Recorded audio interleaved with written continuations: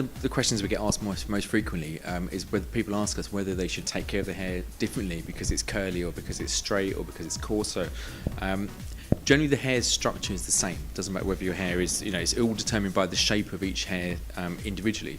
So you find the more round the hair, the straighter it's going to be. The more oval it is, the curlier it's going to be. So obviously, curly hair is going to be naturally drier.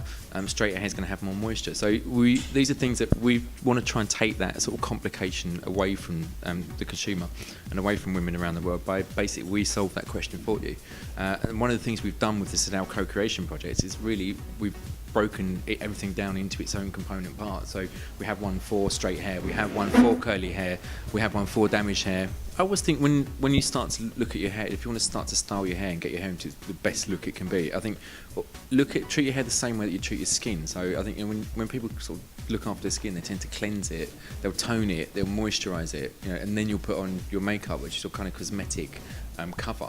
It's the same with the hair. So when you do your hair, you wash it, you shampoo it, we use a treatment, like a treatment mask to help to reconstruct the hair, put back the nutrients, use a conditioner to seal the cuticle down, and then if you use the styling products, that's basically like your makeup, your cosmetic protection. So simple steps.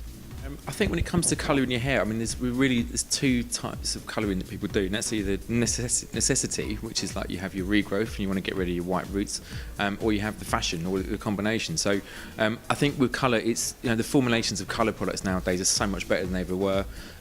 They can actually kind of improve the appearance of the hair, improve the hair structure a little bit. So, and obviously combined with the knowledge that we have within the industry, we can actually complement that with the right products. So, I mean, something we always use is the heat defense mist, the Sedal product, which is fantastic for after colour. It tends to seal the cuticle, keeps the hair shine, and stops your colour fading. So, just listen to your hairdresser on that one. I think when it comes to wearing accessories in the hair, I think just anything that you feel comfortable with. I think the biggest culprit for causing damage in the hair is actually just a normal, simple hairband. So with the elastic hairbands that have the metal join on, these are really bad because they tend to actually cut into the hair and they can actually break your hair off. So I think if you're going to tie your hair up, just make sure you use things that aren't going to rip your hair to pieces. There's a lot of people that like to wear hats. I mean, you do see it emerging in every country around the world. There's sort of people are wearing hats. It's kind of, I think it's something that comes in and out of fashion. But generally a hat's not going to cause any problems to the hair. I think if anything, it might protect it from certain elements of the environment. But again, it's all to do with taste, right?